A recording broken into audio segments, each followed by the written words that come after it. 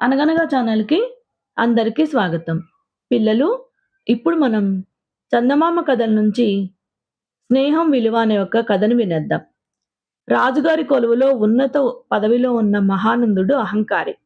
ఆయన ఒక రోజున మిట్ట మధ్యాహ్నం ఎండలో రాజమార్గంలో నడుస్తూ ఉంటే కాలి చెప్పు తెగిపోతుంది. ఇంకా అది సరిజేసుకుందామని జెప్పి బాట పక్కన ఉన్న ఒక చెట్టు నీడకి చేరుతాడు. ఆ సమయానికి చెట్టు కింద వినోదుడు అనే ఒక పేదవాడు ఉంటాడనమాట. ఈ వా ఈ మా వినోదుడును, మహానందుడు ఇద్దరు స్నేహితులు. చిన్ననాటి స్నేహితులనమాట. విద్యారంభంలో ఒకే గురువు దగ్గర చదువుకుంటారు. ఆ తర్వాత మహానందుడికేమో దశ తిరుగుతుంది. వినోదుడింట్లోనేమో కష్టాలు కాపురం జేస్తాయి. ఇంక చాలా కాలంగా వాళ్ళిద్దరూ కలుసుకోవడం జరగలేదు. "రా మిత్రమా, నిన్ను చూసి చాలా కాలమైంది" అని చెప్పంటాడు వినోదుడు నవ్వుతూ. చిన్న ధోవతి, ఒంటి మీద చిన్న అంగవస్త్రం తప్ప ఏమీ లేని వినోదుడు తనను మిత్రమారడం సహించలేక, "ఏయ్! ఎవరు నువ్వు? ఒక ఉన్నత ఉద్యోగిని మిత్రమా అని పిలుస్తున్నావు? నీకంత ధైర్యం ఎలా వచ్చింది?" అని చెప్పంటాడు మహానందుడు చిరాగ్గా. వినోదుడు గనక తమ బాల్య స్నేహం గురించిన ప్రస్తావన తెస్తే వాడినింకా ఈసడించాలని చెప్పి మహానందుడు అనుకుంటాడు. కానీ వినోదుడు ఒకే చెట్టు మన ఇద్దరికీ నీడనిచ్చింది. అందుకని మిత్రమా అని పిలిచాను అని చెప్పంటాడు ఇంకా నవ్వుతూనే. స్నేహానికి దారి చూపేది చెట్టు నీడ కాదు, కట్టుబట్ట. ఒకసారి నా బట్టలు చూడు, నీ బట్టలు చూసుకో అని చెప్పంటాడు మహానందుడు ఎగతాళిగా. దానికి వినోదుడు చిరునవ్వుతో, ఇంటికి వెళితే నీవైనా అంగవస్త్రమే కప్పుకుంటావు. ఈ ఎండలంతగా మండిపోతున్నాయి. పాపం నీకు బయట నాలాగా బట్టలు కట్టుకునే స్వేచ్ఛ లేదు. అందుకే ఉక్కబోసి చెమటలు గారుతున్న ఒంటిని పట్టుబట్టలతో కప్పావు. ఆ కారణం వల్లే నాకు నీ మీద జాలి పుట్టింది. మరి జాలి మిత్రుల మీదనే గదా పుడుతుంది. మిత్రమా అన్న కారణం అది అని చెప్పంటాడు. ఇంక మహానందుడికి ఉక్రోషం తన్నుకొస్తుంది. ఈ కబుర్లకేం గాని నీవు చాలా రోజులు పంచభక్ష పరమాన్నాలు తినగలవా అని చెప్పని అడుగుతాడు. రోజూ తింటే పరమాన్నము మామూలు అన్నంలాగే ఉంటుంది.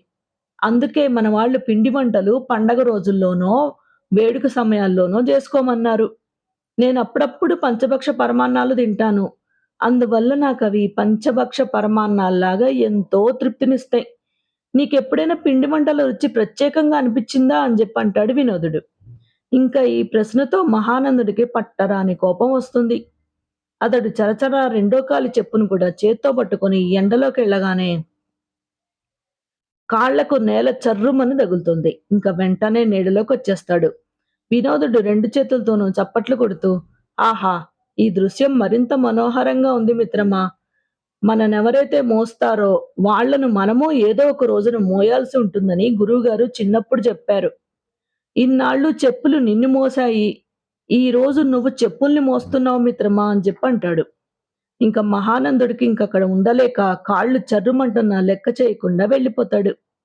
తర్వాత ఇల్లు చేరుకొని చెప్పులు జత మార్చుకొని కొలువుకి వెళ్తాడు. అక్కడ రాజగుప్తుడు కనపడి, "మిత్రమా, ఈ రోజెంతో సుదిదినం" అని చెప్పంటాడు సంతోషంగా. ఈ రాజగుప్తుడు కూడా మహానందుడి బాల్యమిత్రుడు. వారిద్దరూ వినోదుడితో కలిసి మొదట్లో ఒకే గురువు దగ్గర చదువుకుంటారు. రాజగుప్తుడు కలిగిన ఇంట పుట్టి భోగభాగ్యాలతో పెరుగుతాడు. అందువల్ల ఆయన దూర ప్రాంతాలకు వెళ్లి గొప్ప గొప్ప చదువులు చదివి తిరిగి వచ్చి రాజకొలువులో ఉన్నత పదవిని సంపాదిస్తాడు. ఆయన మహానందుడు రాజకొలువులోనే మళ్ళీ కలుసుకున్నారు. మహానందుడికి రాజగుప్తుడిపై పై అధికారి.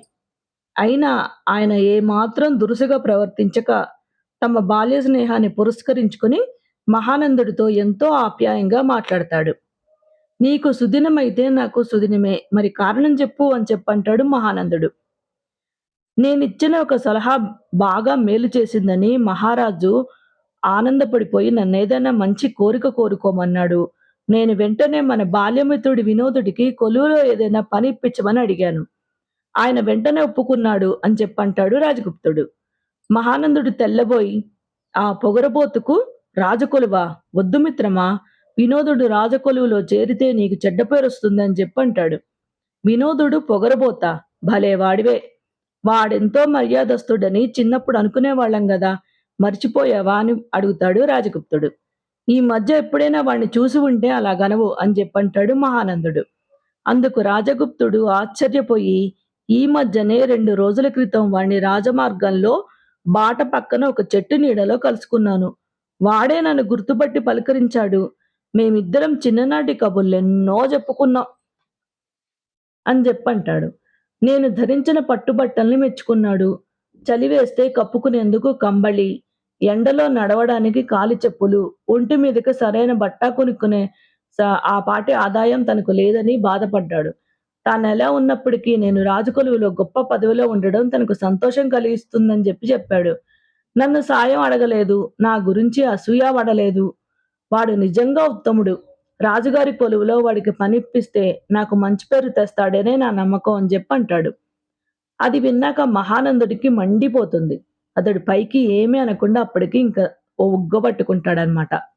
సాయంత్రం వెతుక్కుంటూ వినోదుని ఇంటికి వెళ్ళి, "నీ బుద్ధి ఏమాత్రం మంచిది కాదు.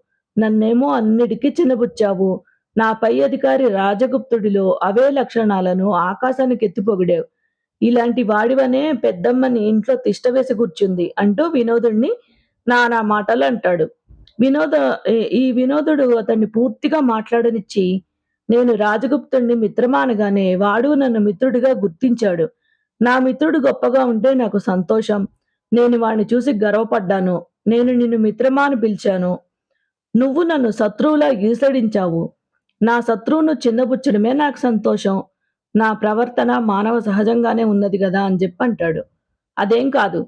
రాజగుప్తుడు నాకంటే పై అధికారి కాబట్టి వాడిని మంచి చేసుకోవాలని చెప్పనుకున్నావు. అందుకే వాడిప్పుడు నీకు రాజకొలువులో మంచి పనిప్పించబోతున్నాడు" అని జెప్పంటాడు మహానందుడు. వినోదుడికి విషయం తెలీదు. అందువల్ల ముందు ఆశ్చర్యపడ్డాడు. తర్వాత నెమ్మదిగా నా పరిస్థితి చూసి జాలిపడి అడగకుండా సాయపడాలని చెప్పనుకున్నాడు రాజగుప్తుడు. వాడు నేను ఊహించిన దానికంటే గొప్పవాడు అని అతడు మాటలు పూర్తి చేయకముందే రాజగుప్తుడు గుమ్మంలోంచి లోపలికి అడుగు పెడుతూ, "మీ మాటలన్నీ విన్నాను. బాల్యమిత్రుడికి మేలు జరుగుతూ ఉంటే చూసి సంతోషించడానికి బదులు పనిగట్టుకుని నిందించడానికొచ్చావు. ఇది చేయకూడని పని అని నీకు సిగ్గు కలగడం లేదా?" అని ప్రశ్నిస్తాడు మహానందుణ్ణి. అప్పటికి మహానందుడికి తనలోని లోభం తెలియవచ్చాయి.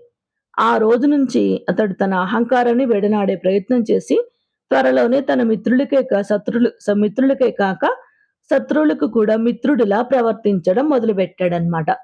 కథ కంచికి మనమింటికి. నచ్చితే లైక్ చేయండి, షేర్ చేయండి, సబ్స్క్రైబ్ చేయండి.